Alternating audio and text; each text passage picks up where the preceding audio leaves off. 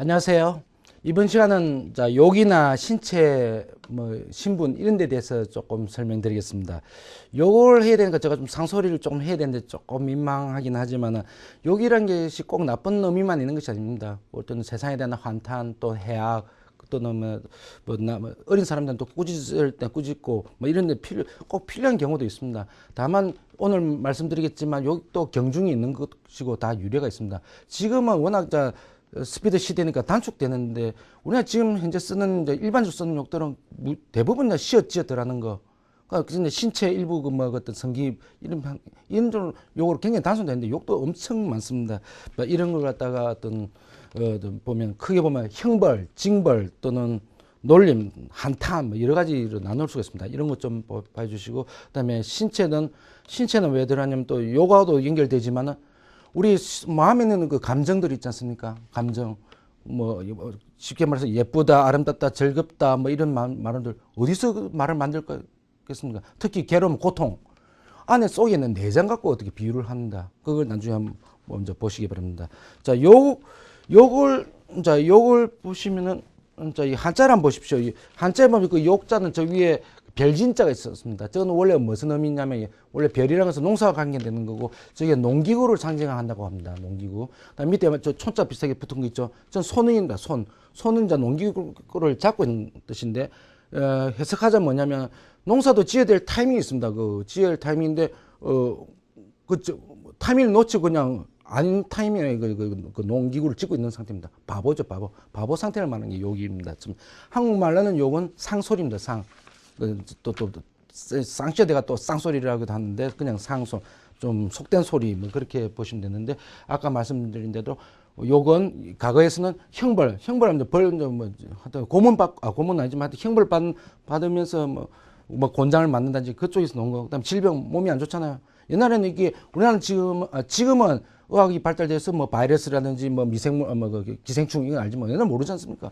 하여튼 질병 이쪽으로 다 요구를 가는 거고 누구 또 사회적 약자에 대한 놀림 쌍놈이라는 게 대표적이지 않습니까? 양반이 쌍놈 뭐라든지 또 왼손잡이 뭐라는 거 천치 바보 천치 할 때 천치 머리 모자란 사람한테 뭐라는 거 하여튼 놀림.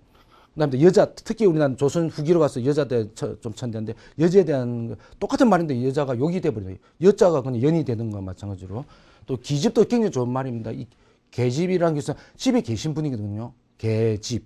근데 이 계집에 하면 욕이 돼버립니다. 그러니까 이게 놀림, 그 다음에 한탄, 세상에 대한 한탄. 그리고 죽는 것, 제일입니다. 마지막으로 죽는 것. 이런 것들이 또 질병하고도 연결되는데, 다 욕이, 유래가 저런 데서 온 것입니다. 자, 첫 번째 욕을, 뭐부터 시작할까요? 자, 경을 칠놈 하죠. 경을 칠놈. 경이란 것은 한자로 보면 이 경자인데요. 이게 조선시대는 크게 대명율법에 따라서 대명은 명나라를 높여서 하는 율법 뺏겨왔습니다. 딱 5가지 형벌이 있습니다. 크게. 여러분 사극들 많이 보시면 알겠지만 5가지 벌이 있는데 첫 번째가, 순서는 없지만 기양 보내는 거, 유배형이 있고, 그 다음에 감옥에 가두는 형이 있고, 그 다음에 때리는 게 있습니다. 때리는 게 곤장 같은 거 아시죠? 장형이 있고 태형이 있습니다.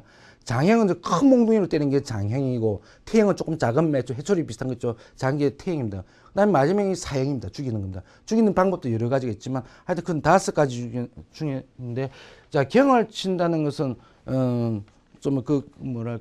이 굉장히 잔인한 건데 경이라는 것은 영화 사극 같은 거 보시면 팔뚝이나 이게 이마에다가 글자 새기는 거 보셨죠? 그 글자 새기는 게 주로 도둑질하면 도자, 간음했으면 간자, 한자로 물론 썼겠죠. 외국에도 있죠. 외국에 주홍 글씨라는 그 소설이 있지만, 그게 간음하다가 그 여자가 영어로 A자 쓰죠. 영어로 A자, 그러니까 어덜터리인데 간음. 하여튼 그런 경을 치는 게, 경형입니다. 경형. 한자는 좀 안 쓰겠습니다만. 이게 경자 아니고 하여튼 다른 글자가 있습니다. 경형이 그런 글자를 새깁니다. 그 다음에 다른 말로는 묵으로 새기거든요. 그래서 이게 묵형이라고도 합니다. 그런데 이게 사실 사람을 때리고 죽이는 것보다 더 잔인한 게 명예인데 이게 얼마나 잔인한 겁니다. 이거. 그래서 우리나라는 중간에 이게 영조 때나 다 금지시켰습니다. 금지시켰는데 근데 워낙 잔인하다. 조선 초나 조금 있었나 모르겠습니다만 경을 치려면 그런 형벌에서 나왔다. 그 다음에 육시를 하면 또 욕이라는 게 제가 지난 시간에도 욕이란 거는 또 발음상으로 치었더라면 뭐 그 뜻이 아닌데도 이게 하여튼 욕처럼 들린다. 발음이 세기 때문에. 그다음에 받침 들어가고 이럴 때는 육시를 할 때도 제 생각에 오히려 시자를 갖다 육실이 돼버리잖아요. 신데 쌍시처럼 해가지고 이제 육시를 하려면 뭐냐면 이게 육이 찢는다 뜻이고 시자는 시체입니다. 시체를 찢는다 이게 뭡니까? 부관참시죠. 얼마나 대죄를 지었으면 무덤까지 파헤쳐가지고 찢는 거였습니까? 그 대표 중에 옛날에 그 연산군이 뭐 한 명의 무덤 파가지고 자기 그 엄마 때문에 그렇지만은 그 하여튼 한 명이나 몇 명 하여튼 부관참시를 했습니다만 중국에도 허대했죠. 이것도 죽은 사람 갖고 하는 겁니다. 이게. 그다음에 우리 또 보통 때 뭐 젠장만 젠장 이런 많이 쓰죠. 젠장. 이건 좀 복잡합니다. 이거 좀 풀어 쓰면 글자 보시면 제기 난장 맞을 이런 뜻입니다. 제기 난장. 이게 줄여서 제자고 장자 붙인 건데요. 짠짠데 젠장. 제기는 무슨 뜻이냐면 고발하다, 소송 걸다 이런 뜻이라고 보시면 됩니다. 제기. 그 소송 걸면 이 소송을 고발한다. 우리 지금 현재 말해도 뭐 하여튼 소송 고발하면 뭔가 감옥 살잖아. 감옥 갈놈 이런 식으로 표현되는 거예요. 제기한다는 것은. 그다음에 난장은 뭐냐면 어지럽게 장을 때리는 겁니다. 아까 대명율법에 의해서 우리나라는 태형하고 장형이 있는데 장이 분명히 있는데 난장은 여러 명이 동시에 그냥 때리는 겁니다. 사극에 보면 많이 나오죠. 많이 건드리는 뭐 마당새 이렇게 뭐 두루마기 어떻게 뭐 뭉쳐가지고 막 때리죠. 그거는 불법입니다. 불법. 그 당시에도.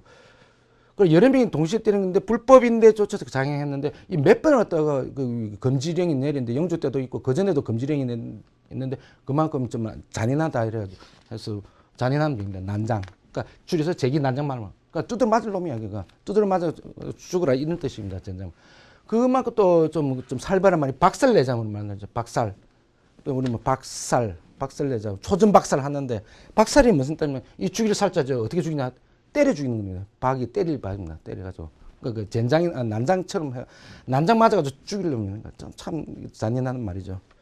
그다음에 우라질 이런 말 많이 쓰죠. 우라질. 이 우라지는 오라에서 논다. 오라는 아시죠? 오라 사극 보시면 오라 그 물에 묶여가는 거죠. 오라에 묶여갈 이래서 오라질. 그러니까 잡혀가려면 제지은 놈. 이건 조금 이런 거 비해서는 좀 조금 뭐랄까 좀 가벼웁니다. 그다음에 여기 요 밑에 보시면은 조금 좀 하실 겁니다. 요거 도모지라는 게 있습니다. 도모지라는 형벌. 이 종이지자고 도모는 덤든다 뜻입니다. 이 사극 보시면 좀 잔인하지만은 이 헝겊에 덮어가지고 그냥 묶인 상태로 그 죽이는 거 보셨죠? 옛날 영화 궁인가 거기서도 나왔고요. 근데 이것도 불법입니다. 불법인데 민간에서 그러니까 좀 많이 쓰는가 봐요. 좀 뭐 대감집 같은 데서 뭡니까 그거 진짜 막내기 같은 거 도저히 살들 수 없는 자식 진짜 폐륜적 같은 짓을 했다. 근데 뭐 어디 강간 고발하기도 그렇고 그건 집안에서 그냥 조용히 해결하는 집안 차원에서 그럴 때 요걸 많이 썼다고 합니다. 많이 썼는지 모르겠지만 그러니까 수건을 덮어가지고 그 종이에다 물을 부어가지고 뭐 질식사 시키는 거죠. 그게 하여튼 도모지입니다. 근데 이게 중요한 게 아니고 여기서 나는 지금 우리 많이 쓰는 말이 있습니다. 묶인 상태에서는 어떻습니까? 그 형벌 당하는 입장에서는 어찌 해볼 도리가 없죠. 손도 못 움직이고 숨도 못 쉬고 도무지 못해 갈 수 없죠. 그래서 말이 도무지입니다. 도무지. 여기서 도무지 어떻게 할 도리 없다. 그러니까 이건 요건 아닌데 하여튼 이 형벌에서 나왔다. 이게 좀 재밌죠. 도무지. 자, 그다음 질병 쪽으로 넘어가겠습니다. 우리 잘 쓰는 또 연병이나 쓰죠. 연병.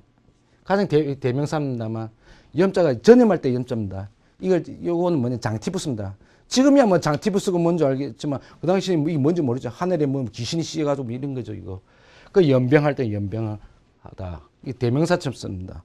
그다음에 이게 학을 때다 하면서요. 아이씨, 그때 학을 때는 막 진짜 고생했다 이럴 때 학을 때다. 이거 왜 때다 했을까요? 학은 뭐냐면 학질입니다. 밑에 보시면은.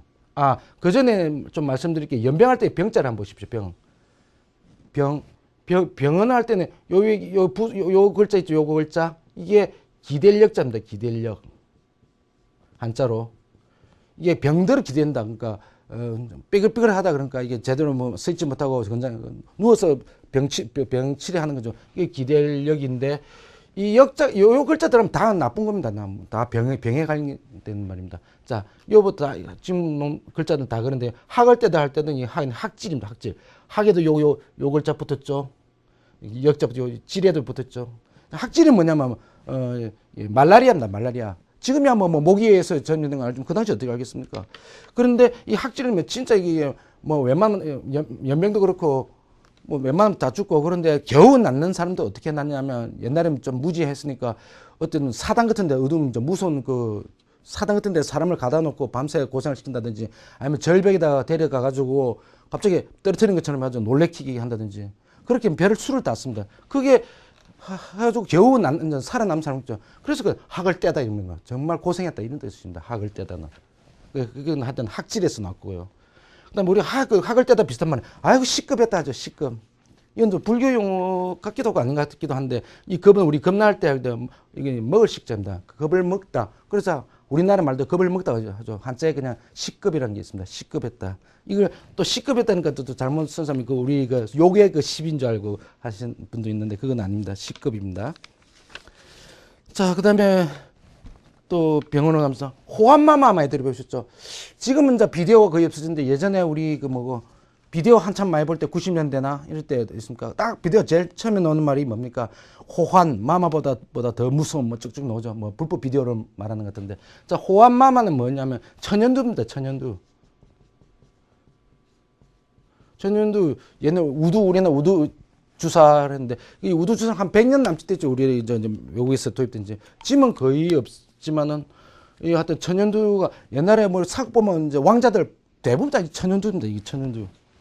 천연두인데 이거 옛날 사람들은 뭔지도 모르니까 하여튼 두려운 거예요. 두려우니까 호환이란 것도 호랑이한테 물려가는 거거든요. 호환이란 말 따로 있지만 호환만큼 두려운데 감히 이름 붙여도 나한테 전면될지도 모르잖아요. 그래서 이 마마는 극종충이거든요. 마마 나중에 좀 말씀드리겠지만 상감 마마 또 대감마 마님 그 말자도 마찬가지인데 그러니까 두려우니까 이게 하여튼 마마라는 극존칭을 붙인 겁니다.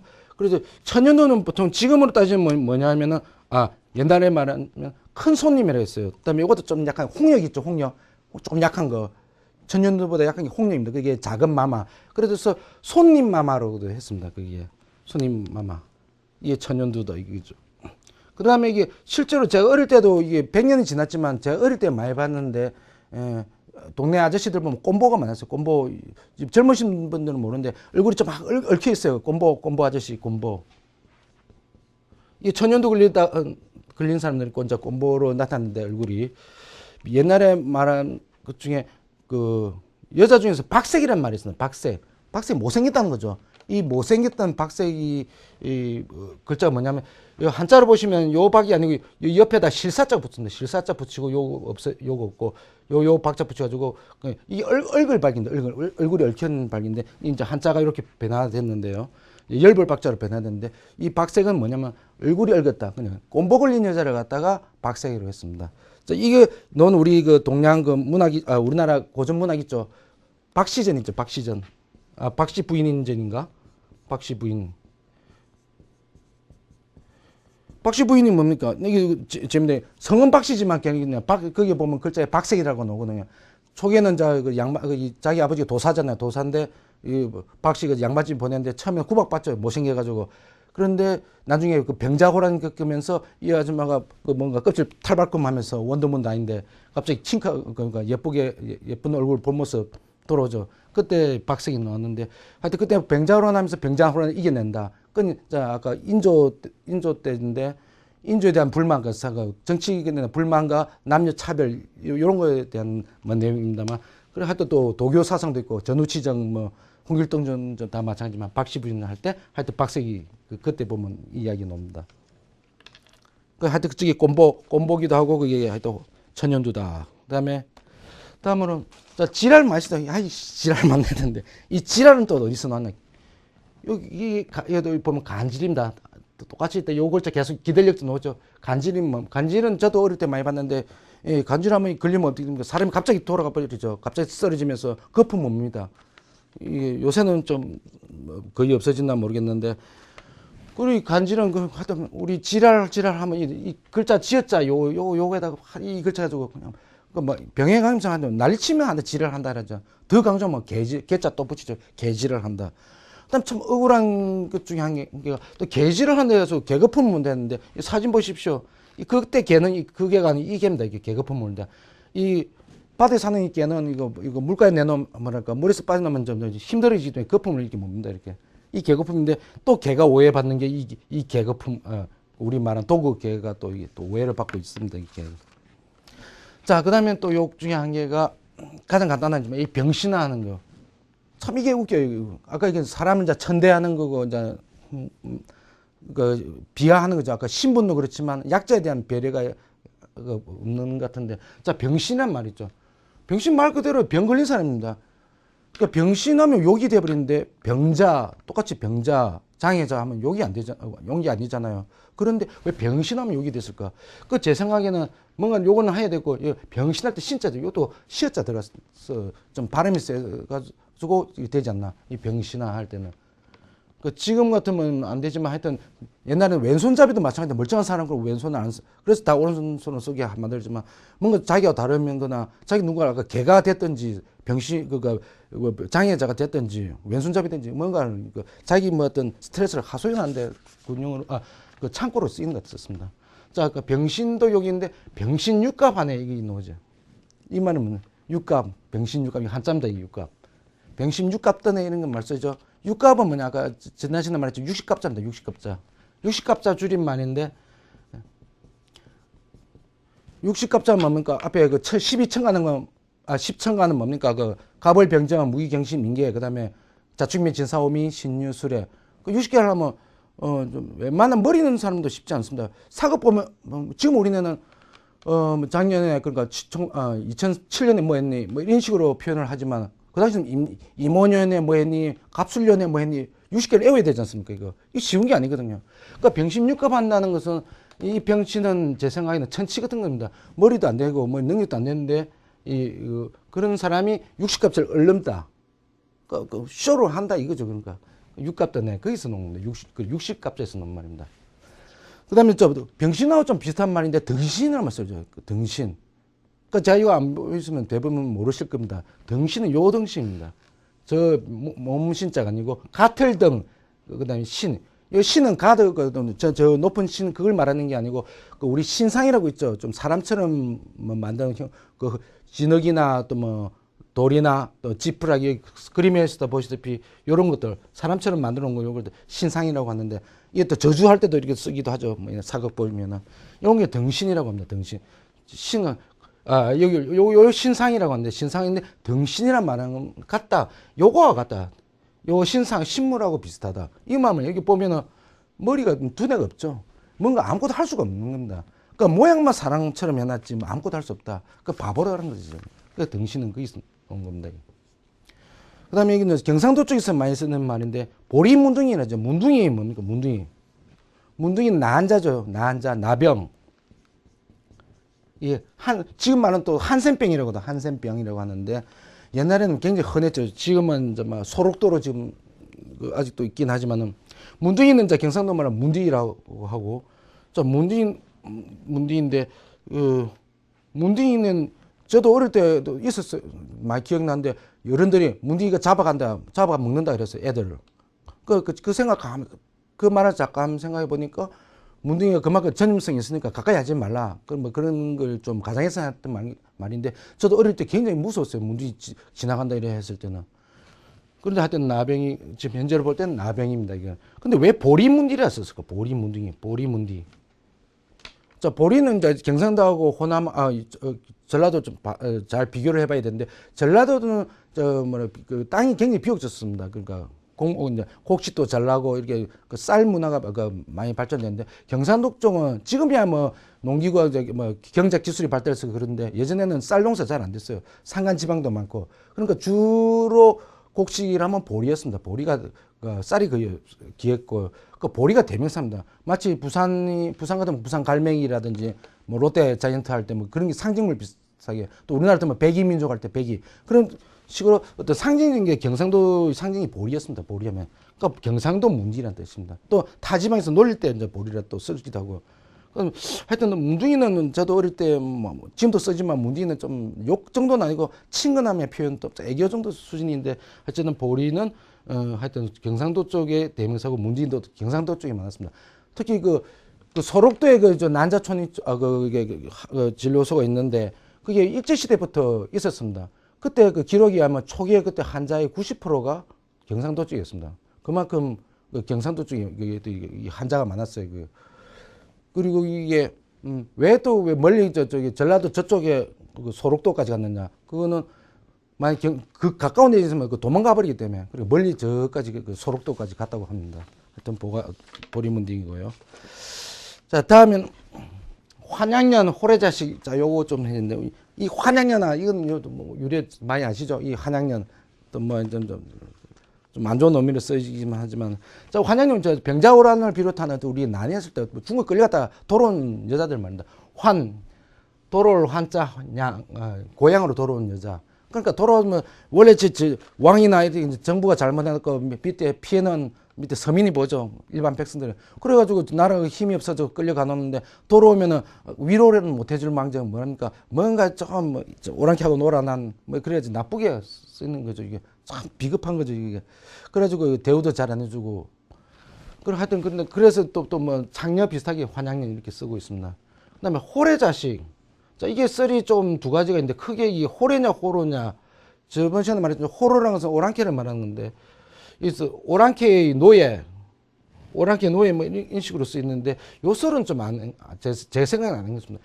호래가 맞는데 지금 표준말 호래라고 했습니다. 호래 자식은 마치 이게 뭐랄까 홀 플러스 그다음에 의 자식 우리 호랍이 쓰죠. 호래미 그 호래 그러니까 주로 그러니까 엄마가 없는 게 아빠가 없는 거, 아버지가 없는 거, 애비 없는 자식. 애비 없는 자식으로 쓰죠. 그 호래 자식.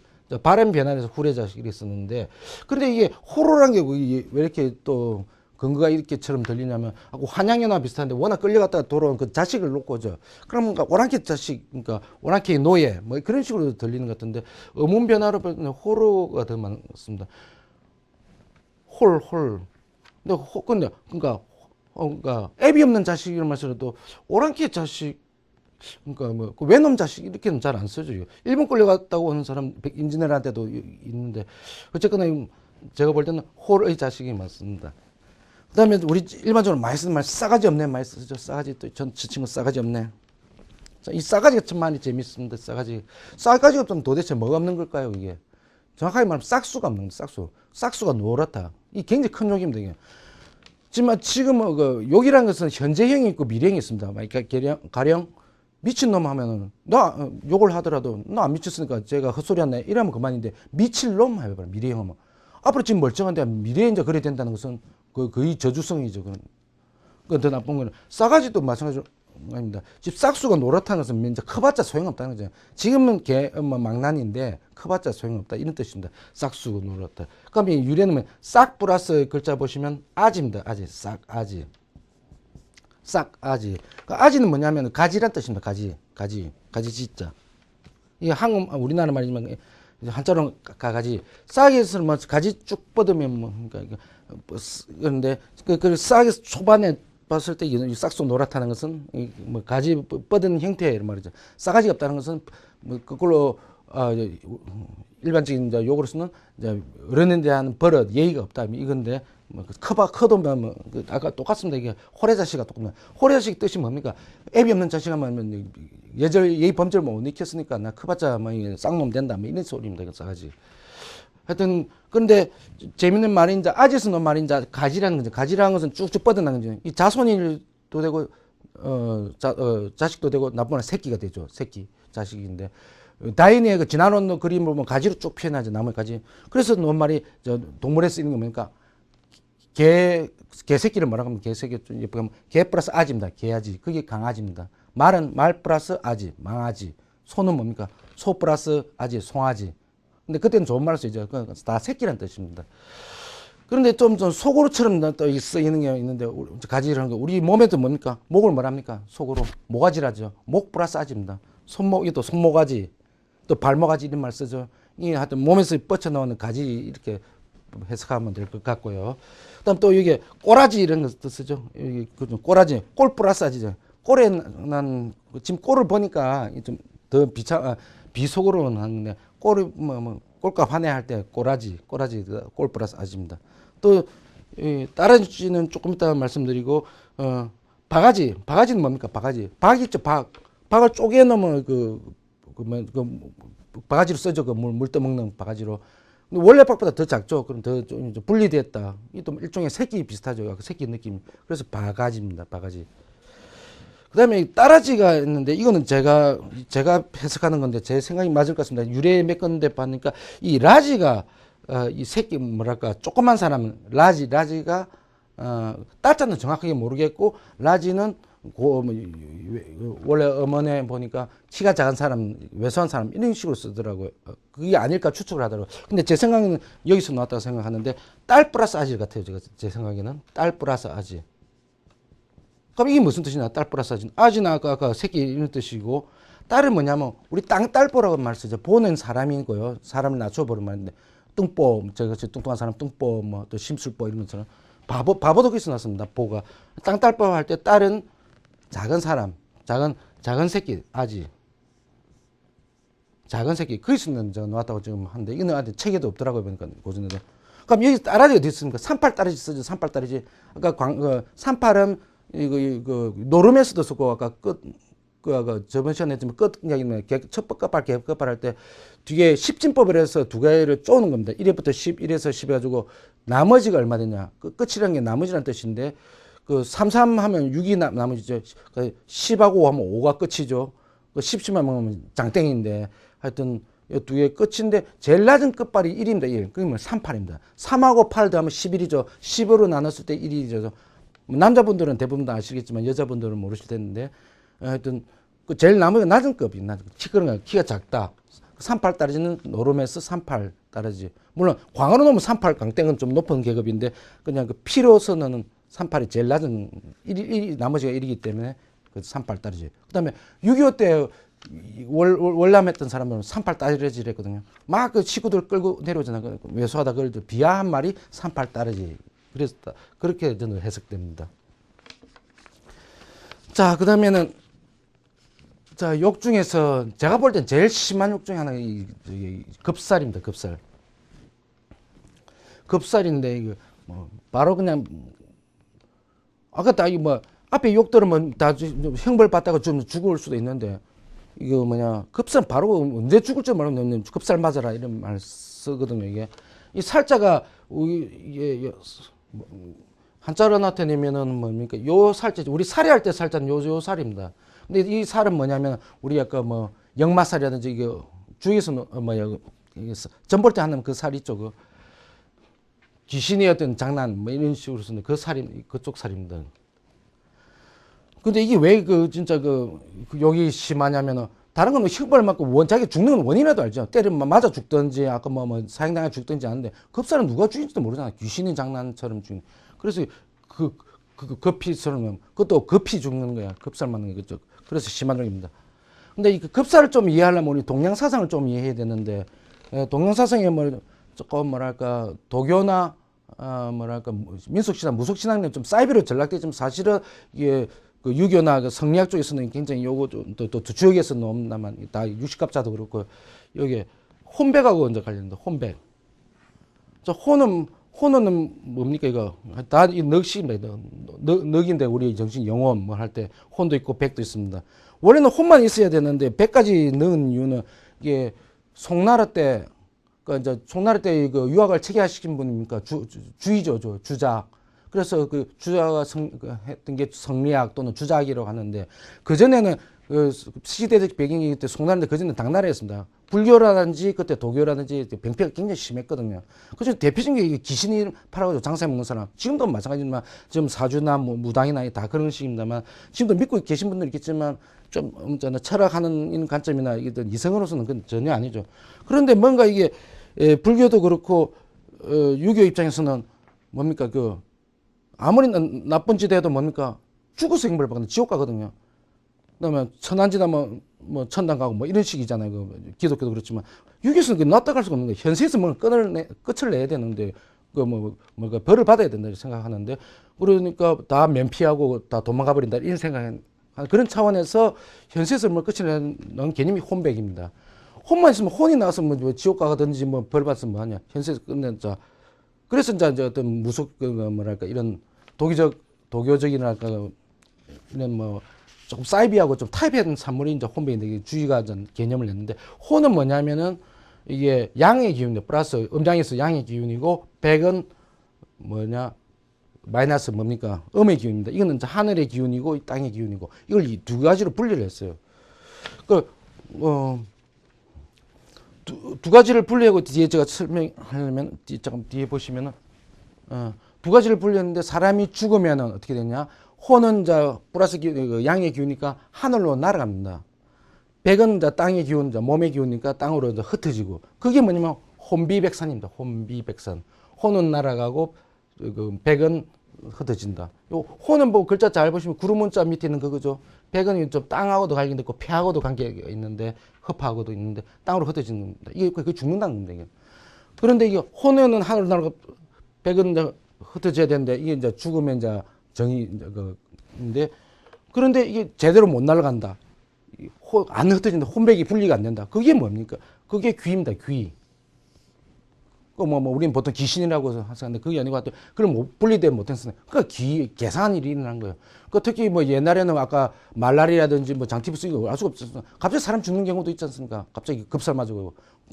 모르니까 귀신이 장난친 줄 알아요. 그런 걸 갖다가 주인은 그러니까 도저히 이성적인 건 아닌데 인정해 준 겁니다. 이게 귀라는 게 뭔가 있다. 그 귀신이 있다는 뜻이 아니고 그러니까 혼백이 분리가 안 된 상태다. 이 말은 지옥 가서 어떻게 벌 받는 게 아니고 이 현세에서도 이거 분리 안 된 상태다. 그러니까 이게 좀 철학적 개념을 갖다 좀 사이비에도 조금 적용시킨 겁니다. 국내 지책이죠. 근데 이게 분리되면 이제 분리 안 된 귀신인데 그 귀가 이제 무슨 짓을 하느냐? 지가 빨리 가고 싶거든요. 저쪽으로 가고 싶은데 이 분리를 하고 싶은데 분리가 안 되니까 누구 사람한테 해코짓을 해요. 사람이 그러니까 그 사람한테 해코짓에 지는 자 분리하려고 혼백을. 그 해코지단 게 뭐냐면 여기서 말하는 아까 그 살입니다. 그 살. 그러니까 살에서 하니까 우리는 옛날 사람들이 뭔가 이 귀신이 장난하는 줄 알고 살이라잖아요. 뭐 역마살도 그렇고 사주에 놓은 거 다 그렇습니다. 그 사주 풀이할 때 뭐 오방살 무슨 살 좀 많죠. 그것도 근데 하여튼 또 대표적으로 우리 일상적으로 너무 많은 게 몸살입니다. 몸살을 쓰는데 이때 살이 요 살입니다. 몸에 뭔가 으스스한 기분이 있죠. 그게 뭐 감기입니다. 기운이 이상한 감기 느끼고 지금은 좀 박테리아 너무나 당연한데 몸살이라는 것이 뭔가 바이러스 감염이잖아요. 그때 모르잖아요. 옛날 사람은. 그러니까 뭔가 귀신이 장난친다. 거기서 몸살입니다. 자, 이거 살을 없애야 되겠죠. 그거 하는 게 무당이 필요하죠. 무당이 하는 게 뭔가 살풀이입니다. 살풀이 구슬을 하죠. 그래서 살을 갖다 풀어주고 근데 참아라 좀 이 사람 놔주라 이 개념이지 않습니까? 거의 엑소시스트 뭐 그런 개념이죠 이게. 그래서 놓은 게 살풀이고. 그다음에 아까 저번 시간에 제가 개 이야기했는데 이런 거 뭐 살을 갖다가 물리치는 개가 삽살개입니다. 이게 좀 용맹하게 생겼죠.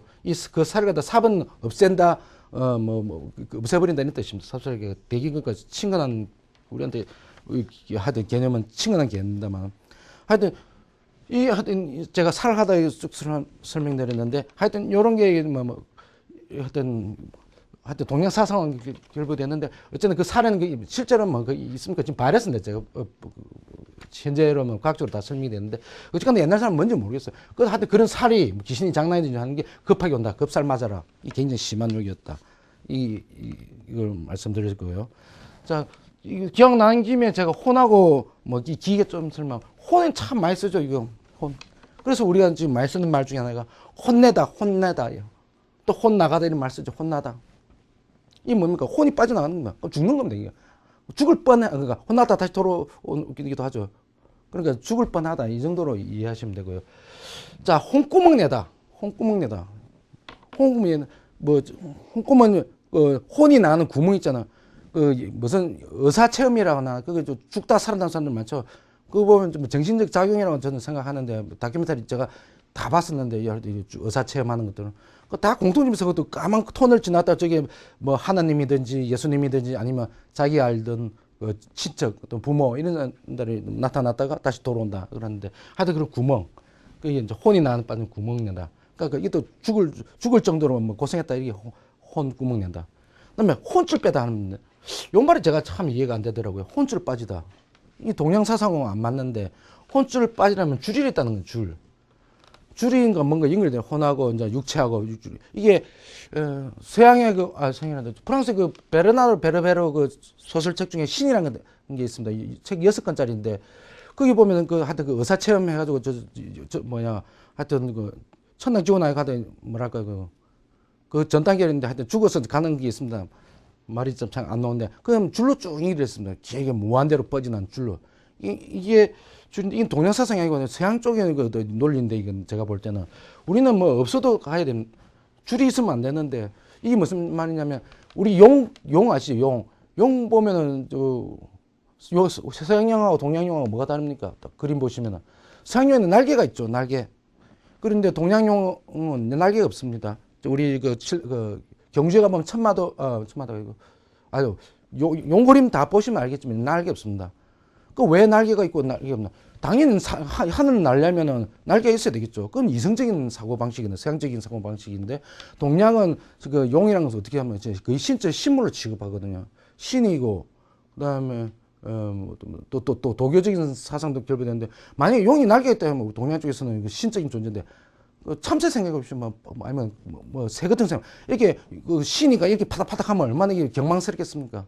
막 그런 생각도 그런 측면도 있고 이게 없어도 날아갈 수 있는 어떤 도교적인 측면. 그러니까 신선들 보면 다 구름 위에 딱 그냥 날아다니죠. 뭐 비행기 타고 다니는 게 아니죠. 날개 없는 거. 마찬가지로 그 생의 말들 천마도가 있는데 우리나라 그 벽화 같은 데 천마도 있죠. 천마도 보면 다 날개 없습니다. 근데 서양 말은 어떻습니까? 그리스 신화에 넣은 거 페가수스 있죠. 다 날개 있죠. 또 서양의 천사는 날개 있죠. 동양의 우리 선녀들 날개 없잖아요. 옷 입고 쫙 가지고 이런 어떤 이런 어떤 그 상상이고 이런 세계가 있는데 이 혼줄은 물리적으로 서양적인 사고 방식이 되겠죠.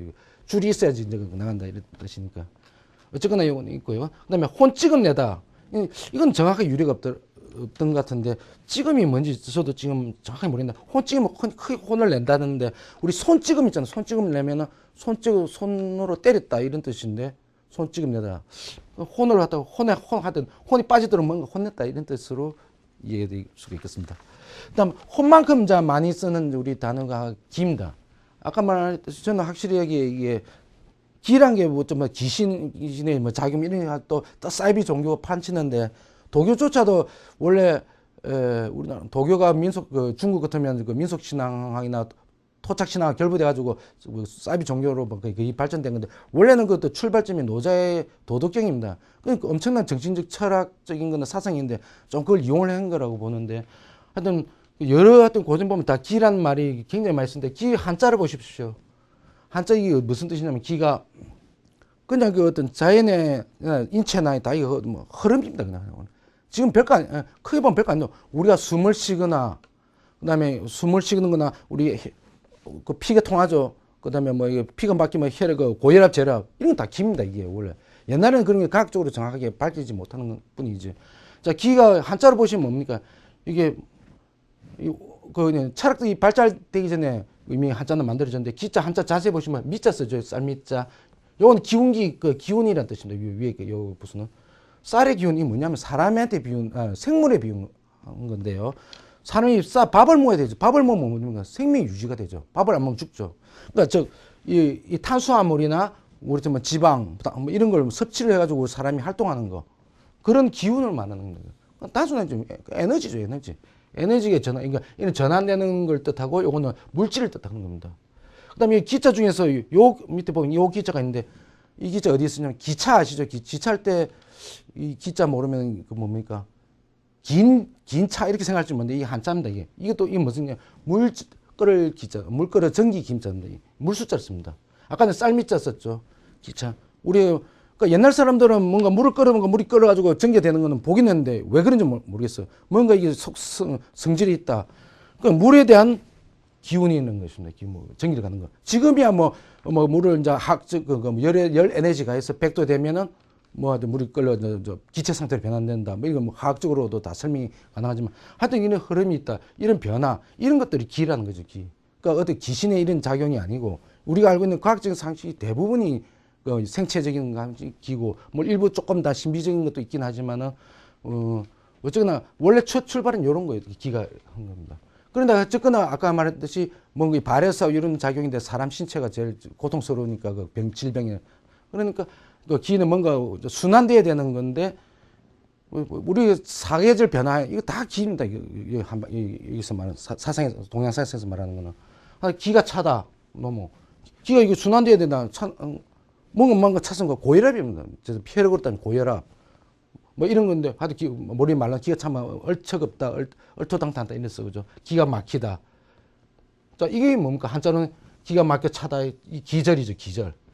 기절 기가 끊기는 거고 기가 죽다 기분을 이제 표현하는데 아까 조금 이따 나오겠지만 우리 기분이 나가 슬프고 즐겁고 이는 뭐로 표현할 길이 없어요. 그러니까 다른 거에 신체 내장 기관이라든지 요 기 같은 것을 빗대었습니다. 기가 죽다, 기가 살다, 기분이 좋다는 거죠. 기가 죽고 또 기를 쓰고 또 기를 펴다 이거 한다 이런 다 기에 관련된 거고 또 대표적인 단어가 기분이죠. 기분이 좋다 이게 다 기분입니다. 기도 여러 가지 좋은 기가 있고 나쁜 기가 있겠죠. 사람 기분도 뭐 즐거울 때 있고 슬플 때 있고 이 나누는 겁니다. 그러니까 기분 그 많은 기분입니다. 그다음에 아까 말씀드린 다시 감기 몸살 이게 여기 있습니다. 감은 기를 느끼는 거예요. 뭔가 기를 느꼈어요. 뭔가 귀신이 나한테 안 좋은 작용을 한다. 그걸 느낄 감입니다. 지금 보면 바이러스인데 그걸 갖다가 감기 몸살을 했던 거고요. 그다음에 또 장난기가 있다 할 때도 또 요때도 기입니다. 요건 자기 뭐 장난기가 많다 뭐 이런 할 때는 성격이 좀 발발하다 뭐 짓궂다 할 때인데 이때도 기 쓰고요. 그다음에 사나이 기백으로 할 때 기백. 이 백을 썼네요. 이때 백은 뭐냐면 백이 그 폐를 뜯는 허파. 이게 아까 이거 좀 관련되는 건데 옛날 원래 기는 한데 쌀 먹고 그러니까 탄수화물 먹고 우리가 에너지 움직이는 거 이걸 뜻하든지 호흡을 한다든지 이런 뜻입니다. 이 백자 기백은 대기 공기를 말한 건데 우리 산소 이런 것들 산소 질소 다 이루어졌지만 요걸 갖다 충만한 거 그 기백이 충만하다 할 때는 이게 폐를 말하는 겁니다. 또 비싼 말 폐기가 있다 할 때 폐기는 어떤 폐자긴 한데 가장 기백이 있다 이런 뜻으로 쓰고요. 그다음 재밌는 게 이제 기를 또 나누는 게 절기인데죠. 우리 24절기죠. 자 기가 이게 우리가 밥을 먹고 에너지 하는데 결국 뭘 하려고 했냐면 농사를 잘 짓고 잘 먹으려고 하는 거죠. 제대로 곡식을 농사에 관련 거예요. 농사를 하면 하늘을 천문을 알아야 되고 그래서 그것도 뭐 365일로 하는 거지만 양력이든지 음력이든지 그 절기를 나누는 거고. 자 우리가 기후를 할 때 여기서 보시면 기후 날씨 여러 가지 형태의 이제 지역마다 틀리면 기후가 틀리죠. 이 기점 숫자로 표현하면 뭐냐면 15입니다. 15. 그러니까 우리 기가 15니까 곱하기 23은 360을 넣죠. 24절기입니다. 기는 15.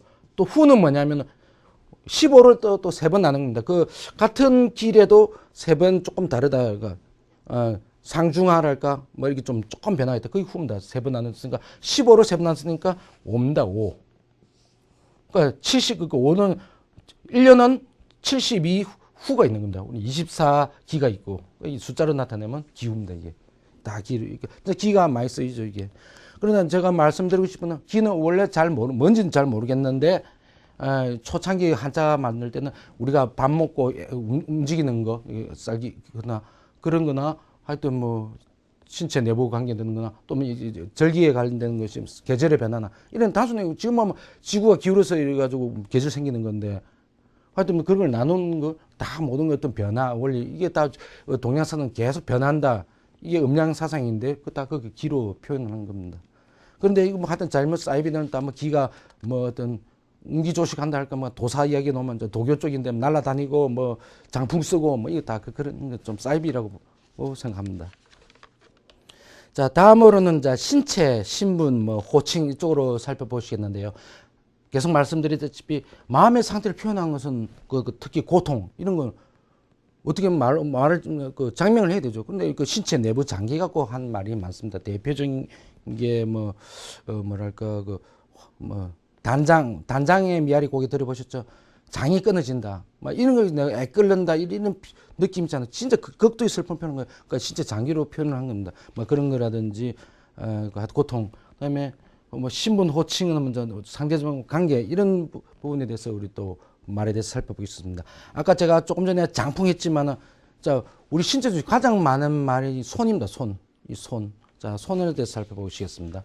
손이 이 한자로 숫자 이렇게 쓰죠. 저기 손을 쫙 펼친 모양이랍니다. 손 숫자가.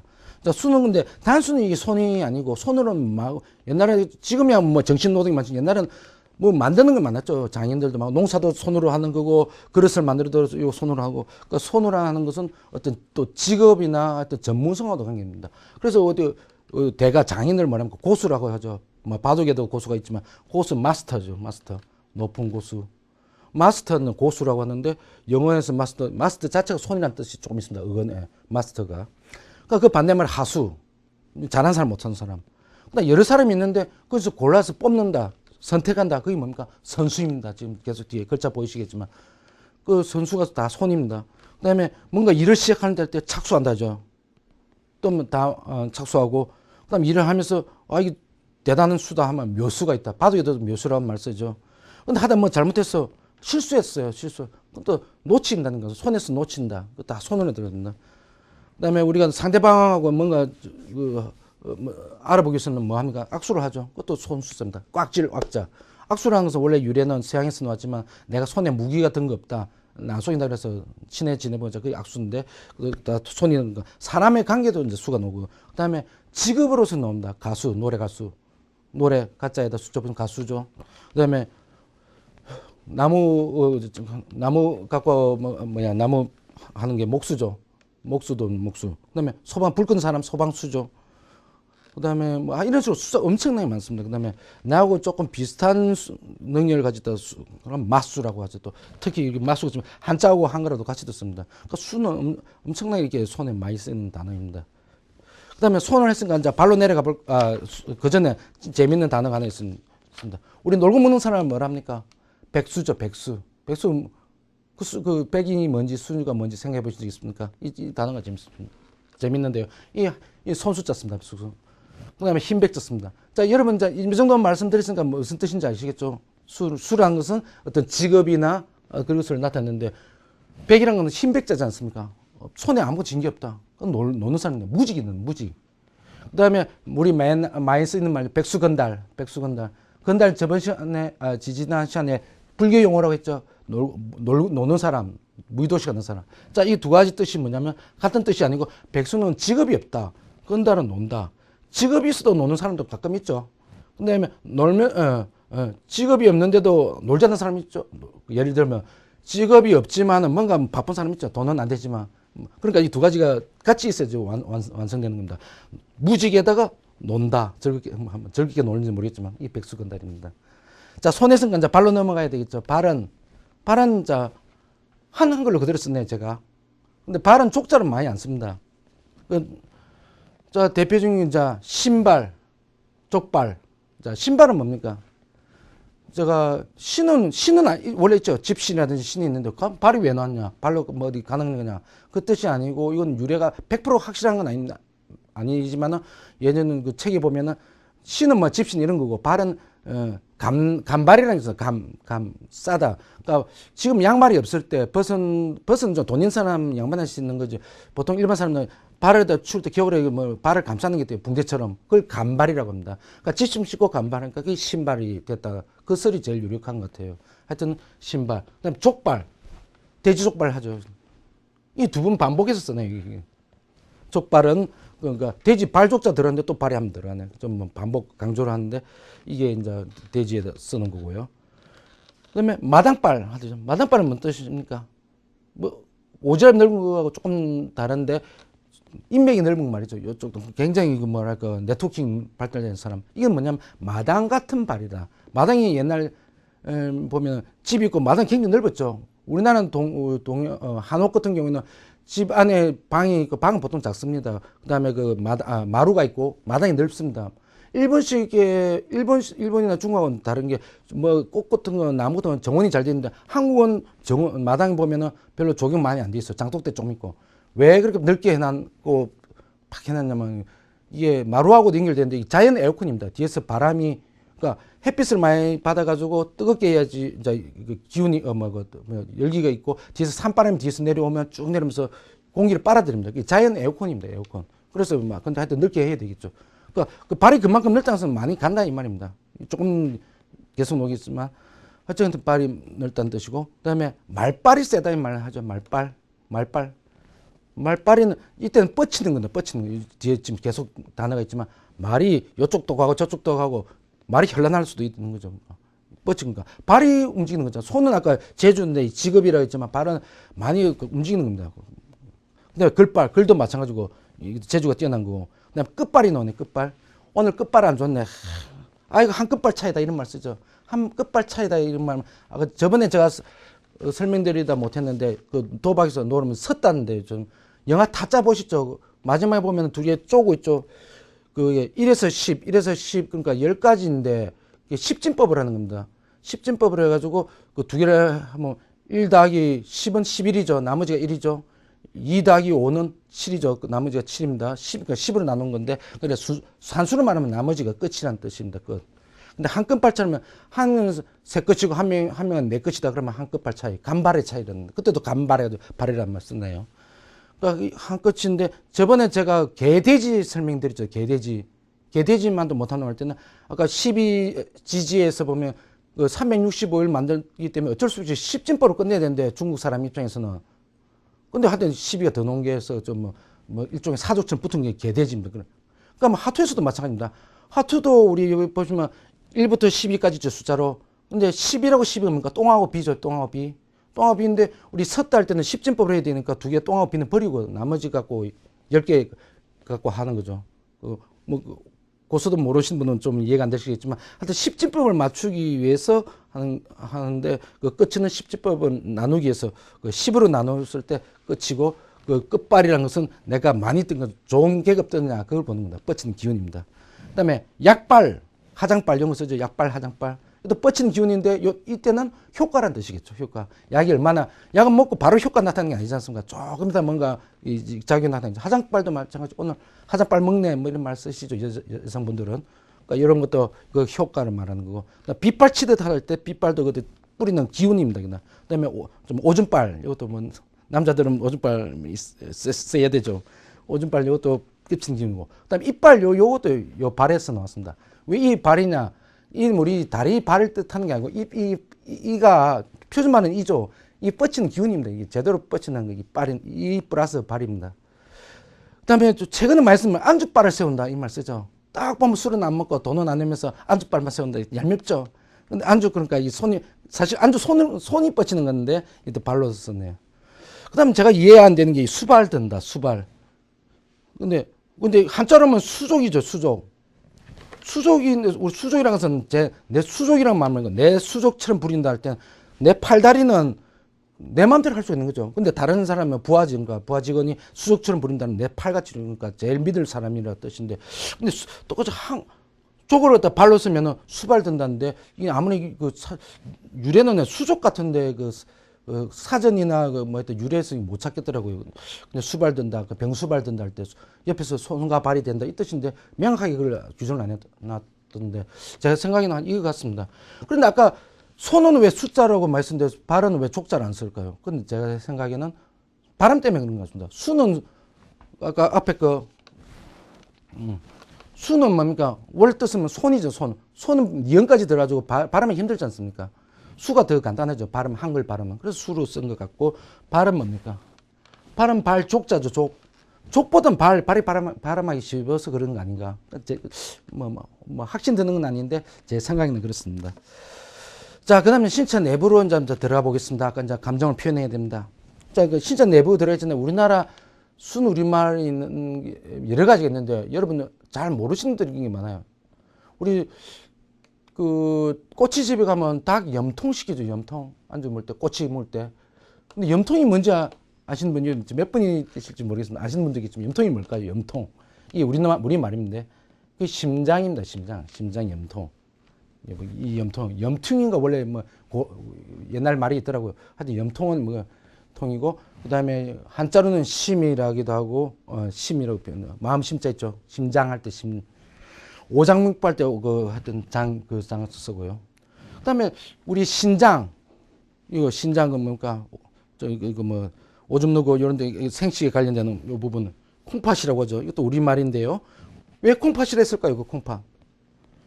그림을 한번 보십시오. 콩팥 어떻게 생긴가? 그 보면 요렇게 생겼죠. 요렇게 두 개 쌍으로 해가지고 요렇게 생겼죠. 이렇게 두 개가 콩팥은 모양 콩같이 생겼고 색깔은 옛날에 해부를 했는지 안 했는지 모르겠는데 색깔은 저 푸르스름한 게 팥같이 생겼다 해서 콩팥이라고 합니다. 콩팥은 한자로는 신장이고 신장. 자, 그런데 이제 염장했으니까 염장 같은 경우에 우리 염장 지른다 이런 말 쓰죠. 염장 지른다. 한번 쏘쓰리다 이런 말 비슷한데 염장 지른다. 이게는 유래가 두 가지 있는데 이건 제가 확실하게 이거는 그러니까 심장으로 따지면 어떻게 되면 이 보시면은 이 염장이거든요. 이 장자는 그 장은 두 가지 한자가 있는데 그 대장 소장할 때 그 창자할 때 장자가 있고 오장육부할 때 장이 있습니다. 장기할 때 장 이 장입니다. 염장하면 요거는 심장을 말하는 거예요. 심장.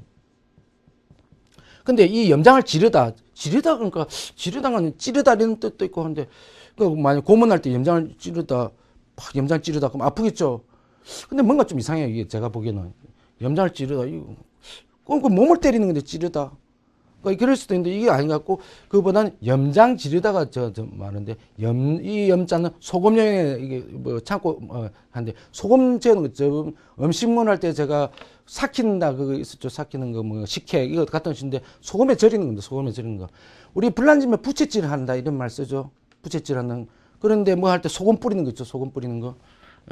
그럴 때 누가 또 옛날에 보면은 고문할 때 아픈 상처에다 소금 뿌리는 거 있으면 더 아프게 하라고. 그 염장. 그 이쪽이 더 맞는 것 같습니다. 염장 지르는 그러니까 이게 심장을 뜻하는 게 아니고 소금에 염장 이 염장을 지른다. 지른다는 거 뭐 소리 지른다 뭐 할 때 지른다는 좀 나쁜 의미는 있어요. 뭔가 지르는 거. 그러니까 요거 같습니다. 근데 요거 말고 이제 심자 들어가서 여러분 심자 들어간 게 대표적인 게 우리 감정으로 제 친구 어디 바보 같다 할 때 심자 들어간 게 있습니다. 뭘까요? 한심하다 쓰죠. 한심하다. 근데 한심하다, 이 한심하다인데, 이 한자로 생각해 본 적이 있습니까? 생각 없죠? 한심하다가 찰 한자입니다. 찰 한자. 차가운 심장. 그 반대가 뭐겠습니까? 열심입니다. 열심히 공부하자 할 때 열심. 자, 한자로 보시겠습니다. 이 한자는 보시면 이 찰 한자 씁니다. 찰 한자의 심장. 이 한자라는 게 찰 한자가 집 안에 이게 거적입니다. 이 거적에다가 이 발이 딱 두 개 나와 있는 겁니다. 발이 뻗고, 거적 뜯고, 이게, 이 동자가 출 동자 비슷한데, 찹다. 냉방도 안 되고, 옛날, 냉방도 안 되고, 거적 뜯고, 입술 더덜 뜨는 상태의 뜻인데, 어쨌거나, 한심은 심장이 차가운 거예요. 우리 심장이 뜨거워야지 뭔가 에너제틱하게 움직이죠. 그러니까 차가운 게 한심하다. 그러니까, 능력 없다. 이런 뜻으로 이제 한심한, 이제 심장을 빗대서 쓴 거예요. 그 반대가 심장에 열이 납니다. 열심히 한다. 그래서 열심히 하니까 이게 에너지 있고 정력적이고 뭐 이런 식으로 쓰는 거죠. 열심. 이게 재밌죠. 이거 모르셨죠. 보통 한심, 열심. 그다음에 지난 시간에도 했지만 점심 있죠. 점심. 마음에 점을 찍는다. 이는 원래 불교 용어인데 점을 찍는 것은 뭐 한가 깨달았다. 이 정도 느낌인데 중국에서 이제 아침과 저녁 식사 중간에 간단하게 먹는다. 그래서 점을 찍다. 점심. 그때도 마음심자 씁니다. 자, 심장이 있으니까 심장 밑으로 이제 장으로 이제 창자로 내려가 보겠습니다. 창자로 내려가 보면은 제일 많이 쓰는 단어죠. 단장이 미아리 고기 있죠. 단장. 창자 끊어진다. 아까 조금 전에 그 장자가 틀립니다. 이 염장할 때 보면 요 장자는 이게 오장육부 할 때 장자고요. 요 장자는 그냥 대장 소장할 때 장자입니다. 미아리 눈물고개 단장이 미아리 고개 노래 제목이 어떻게 된 가사가 아내가 끌려가는 남편에 대한 그 애절함이 담긴 노래인데 당신은 철사철로 두 손 꽁꽁 묶인 채로 뒤돌아보고 또 돌아봐도 뭐 이런 식으로 노래 지나는데 애절합니다. 생이별하는 겁니다. 그게 미아리 곡입니다. 예전에 6.25 때도 막 월북 때 끌려가는 사람도 있고 병자론 때도 그렇습니다. 조선시대 때 그 고개를 통해서 많이 끌려갔습니다. 그 생이별하는 건데 구절 너무 슬픈데 그 뭐 표현할 게 뭐 있습니까? 그게 일단 단장이다. 끊어질 당. 이 고사의 유래 보면은 어느 나라인가 기억이 안 나는데 춘추 전국시대인데 어느 나라 하나 병사가 원숭이 새끼를 잡았어요. 잡아가지고 배에 태워가지고 천리길을 갔는데 그 원숭이 엄마가 보고 쫓아와요. 천리길 따라오는데 지쳐가지고 마지막에 죽어버렸는데 그 병사가 그 창자를 분해해 보니까 창자가 다 끊어져 있었다. 그 고사에서 나왔습니다. 창자가 진짜 끊어지는지 모르겠는데 끊어질 정도로 우리 창자 끊어진단 말 써죠 이거. 그러니까 이게 진짜 슬픔의 극도의 표현이 이제 단장입니다. 그다음 좀 비슷한 말이 와 골치 아파 죽겠네 할 때 뭐 환장하겠네 했죠. 환장도 이 장애는 선호입니다. 환장 바뀔 환자인데 뒤집힐 환. 창자가 뒤집힌다지. 뭔가 이게 창자 뒤집힌 건 뭔가 이게 슬픈 게 아니고 뭔가 이거 안이 꽂고 뭐 치사하고 하여튼 속은 안 좋은 걸 갖다가 이 감정으로 표현합니다. 환장하겠네 이 환장이. 근데 순 한국말이 장이 뭐냐면 애입니다. 애. 애가 우리 쓰이는 말은 애 끌다 쓰는 말이죠. 애가 창자 끌다 이면 애가 끌고 애달다 이런 말 쓰죠. 그다음에 먹는 음식 중에서 홍어 애탕 들어보셨는가? 호남 쪽에 가면 어떤 잔치집에 가면 다 애 그 넣었는데 진짜 시원합니다. 그 홍어 애탕 그러니까 창자탕이죠. 홍어에 그다음 또 같은 말이 애 중에 배알이라는 배 속에 있는 알, 배 속에 있는 알이 배 속에 창자를 말합니다. 배알 꼴린다는 말 쓰죠. 배알이 꼴린다. 그 창자 꼴린다는 말입니다. 그다 더 줄여가지고 벨이나 벨도 없나 이라는 말 쓰죠. 벨도 없나. 창자도 없냐. 조금 속어는 아니지만 하여튼 조금 낮춰보면 이제 똥줄 탄다 할 때 똥줄. 우리 똥줄 빠진다 할 때 이게 창자입니다. 똥줄 빠진다. 그다음에 그다음에 계속 똥약이 나와서 좀 그렇긴 하지만 창자와 연결돼서 제가 그렇습니다. 똥구멍, 이제 구멍이 있는데 똥구멍에 유명한 말이 있습니다. 우리 찢어지게 가난하면 절박할 때 그 쓰시죠. 뭐가 찢어지는지 생각해 보신 적 있습니까? 원래 말은 똥구멍이 찢어진다고 했습니다. 똥구멍이, 이 똥구멍. 똥구멍이 왜 찢어지고 또 왜 가난하다 했을까요? 예전에 옛날에는 뭐 이렇게 지금처럼 뭐 곡식이 풍요롭지 못한가 항상 흉년들면 어떻겠습니까? 뭐 일반 백성들은 산에 가서 나무 껍질 긁어 먹습니다. 그 나무 껍질이 섬유질이잖습니까? 딱딱한 걸 먹는 그걸 먹고 있고 또 많이 먹는 것 중에 소나무 아시죠? 소나무의 그 솔잎을 갈아서 먹어서 원래 영양가로 굉장히 요새 솔과 보양식이지만 하도 그걸 많이 먹었대요. 그런데 그런 소나무 이런 솔가루 이게 몸에 좋을지 몰라도 배고픔을 때우기 위해서 하는데 그 부작용이 뭐냐면 치질이랍니다. 치질. 그러니까 치질 되면 어떻게 됐습니까? 찢어지죠. 말은 똥구멍 찢어지게 웃기는 말이지만 진짜 옛날 어떤 선조들의 어떤 그 배고픈 진짜 슬픔이 묻어나는 그림인데 이게 똥구멍이 찢어진다. 그다음에 좀 또 말씀드리자면 미주알, 고주알 한다 이런 말, 미주알, 고주알 캔다 좀 안 좋은 놈을 쓰죠. 미주알 쓴 우리말인데 이게 뭐냐면 이 똥구멍은 아니고 똥구멍하고 창자 끝부분을 말하는 겁니다. 항문하고 창자 끝부분을 갖다 미주알이라고 합니다. 미주알이었는데 이 뒤에 음률 때문에 붙는 게 있죠. 미주알, 고주알, 세워라 내워라처럼 미주알, 고주알. 그러니까 이건 뭐냐면 남 똥구멍 캔다 이런 말을 쓰죠. 그러니까 이게 그 본질은 안 보고 상대방의 똥구 뒤에 뒷구멍 구린데 그러니까 구린데 캔다 할 때 그게 미주알입니다. 미주알, 고주알 캔다 할 때 안 좋은 의미로 쓰입니다. 그다음에 자 한국말로 안이란 말 맞습니다. 우리 뭔가 옛날에 쏙이라는 말도 쓰고 아닌데 자 안이 꼽다 할 때는 안이 꼽다 이게 심장인지 폐인지 위인지 정확하게 모르겠지만 이게 총괄적으로 안인데 안이 꼽다는 나면 더러워서 못 보겠다. 아니 또 사돈이 논을 삼면 배가 아프죠. 꼽다는 제 생각에는 꼬아지는 거니까 창자 쪽 같습니다. 안이 꼬아진다. 아까 이게 배알 뒤틀린다. 뭐 환장 비슷한 것 같습니다. 안이 꼽다. 그다음에 안타깝다, 안쓰럽다는 이거는 의문 좀 복잡하긴 한데 다 답답하다는 뜻입니다. 따깝다 하고 쓰럽다 이거는. 아니 답답하다면 어디가 답답합니까? 보통 심장 쪽이죠. 심장 쪽에 뭡니까 이거? 그 심혈관에 문제가 생기는 그 답답한 거. 그 스트레스 극도로 받으면 좀 답답하죠. 심장하고 폐도 좀 관계되는 거고. 창자는 아니고 심장 쪽에 하는 게 안타깝다, 안쓰럽다입니다. 자, 이 정도면 대충 무슨 말씀 드리려고는 알죠. 그때 신체의 고통을 갖다가 감정으로 표현하는 겁니다. 자, 다음으로는 이제 우리 하도 욕을 많이 해야 돼서 그런데 이제 좀 상대방의 존칭에 대해서 좀 살펴보려고 합니다. 사람을 상대는 여러 가지 있지만 무슨 치 붙은 게 많습니다. 근데 이게 좀 구별하셔야 되는데 뭐 양아치는 하죠. 양아치. 근데 그 치가 아니고 여긴 다 보면 벼슬아치, 장사아치, 양아치, 아치라는 말이 들어갑니다. 이 사람을 뜻하는 겁니다. 사람을 뜻하는데 벼슬아치는 성공한 사람, 장사치는 장사하는 사람, 양아치는 동양입니다. 동양. 거지입니다. 거지. 동양아치인데도 동자 빼고 양아치 이렇게 좀 특이하게 계급이 나눠진 것 같아서 이렇게 제가 써봤고요. 그 다음에 바보라고 말씀드립니다. 바보는 이제 욕인데 바보는 뭐냐면은 이 보자 사람을 뜻하는 겁니다. 좀 사람을 낮잡아보는 거. 이게 울보 있죠. 우는 사람, 울보. 그 다음 제 같은 뚱뚱보. 그 다음에 느린 사람, 느린보. 조금 하여튼 낮춰보는 말이죠. 근데 바보는 밥 앞에 밥입니다. 밥 플러스 보입니다. 밥만 먹고 하늘 일 없는 사람, 별도 도움이 안 되는 사람. 그러니까 밥돌이 뭐 그런 의미입니다. 바보고. 그 다음 천치는 좀 다른데, 천치는 이게도 아까 제 말한 기대일 역자가 들어가죠, 이게. 그 다음에 안에 뭐고 지자입니다. 아는 것에 대해서 좀 문제가 생긴 거죠. 그러니까 뭐 이렇게 두뇌에 문제가 생긴 거야.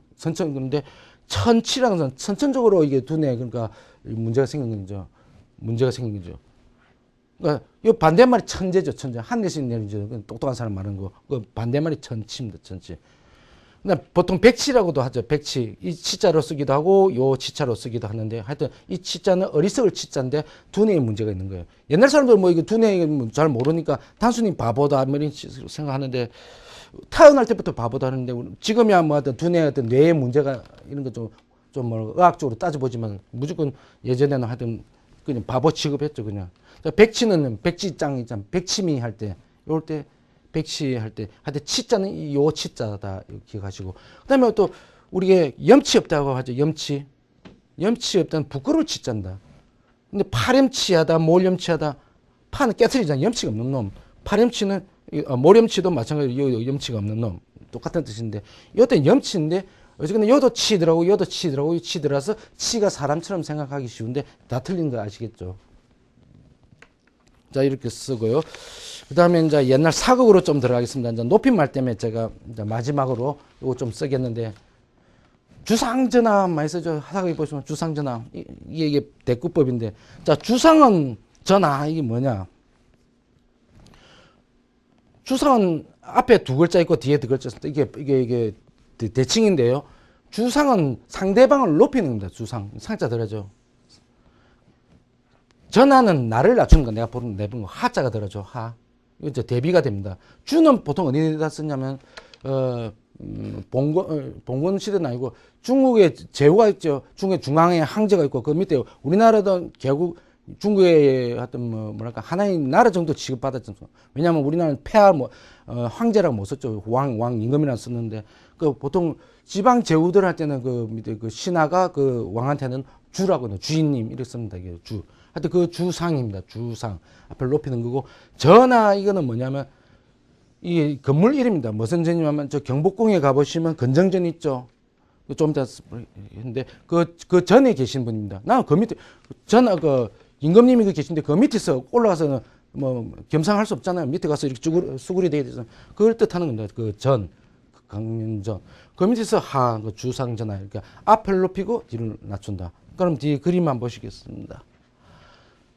이게 경복궁 가보셨죠? 경복궁에 건정전입니다. 그 뒤에 건정전 있고, 강령전도 있고, 임금 공부하는 데 있고, 그 다음에 뒤에 중전에 계시는 교태전 있고, 이런 다 전자 붙습니다. 건물 이름입니다.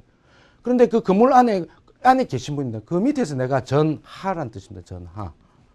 그럼 중국에서는 뭐라 쓰냐? 중국은 이제 황제잖아, 황제.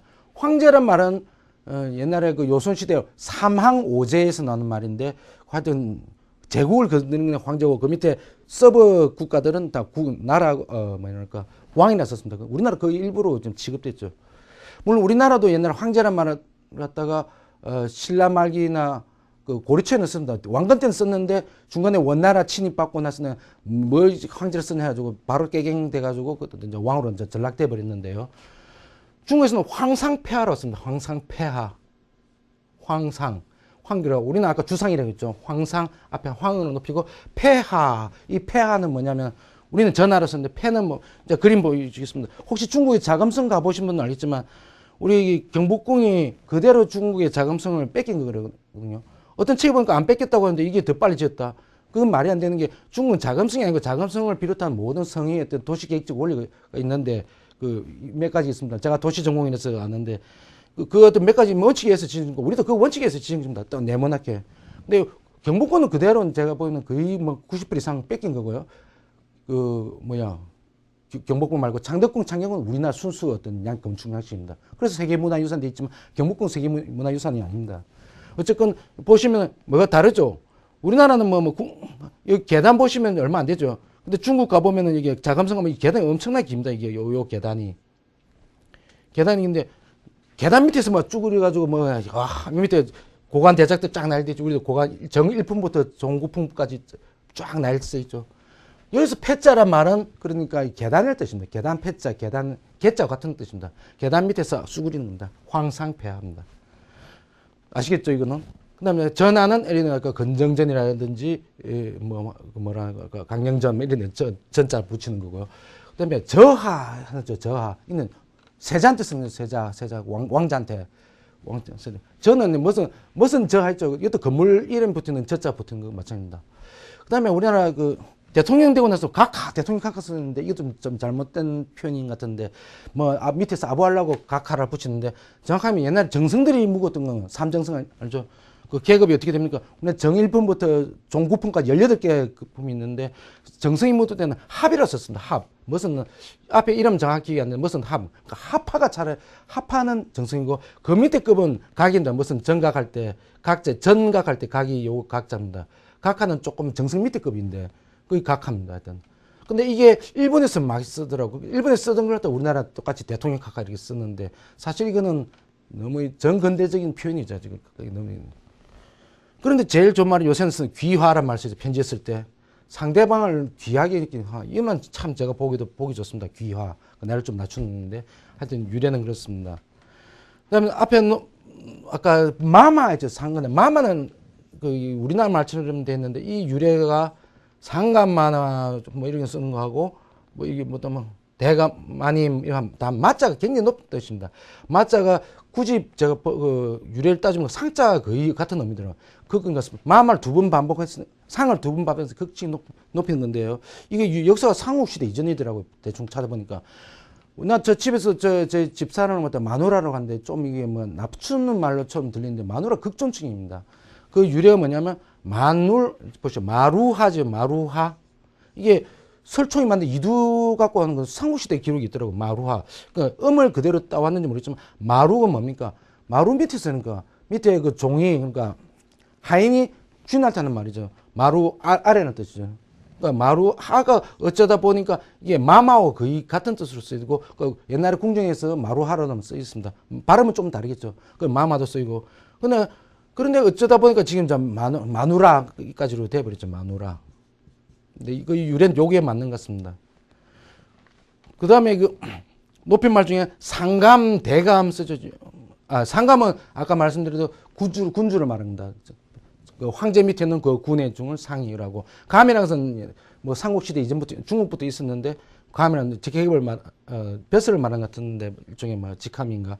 하여튼 상감, 대감, 영감 쓰죠. 아직도 영감이라는 말 쓰죠.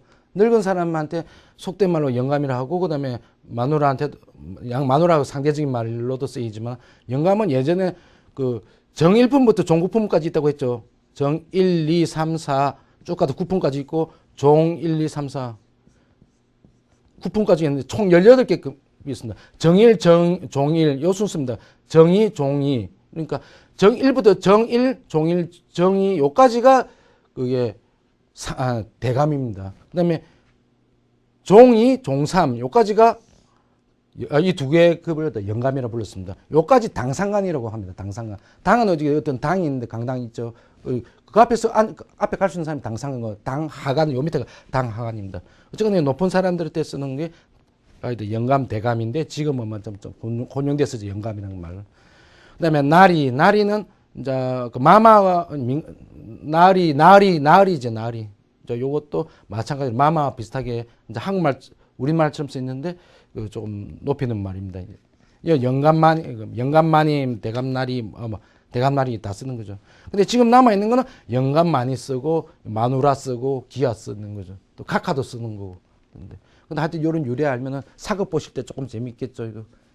자, 이 정도로 하고 시간만 많으면 계급에 대해서 다 설명드리고 싶지만 이만 줄이겠습니다. 뭐 제가 말하고는 크게 이제 메시지가 있는 건 아니고 하여튼 이런 말에 뭐 욕도 그렇고 신체도 그렇고 조금 알면은 조금 예쁘게 다듬어 쓰지 않을까 그런 소박한 바람에서 시작했습니다. 오늘 시청해 주셔서 감사합니다.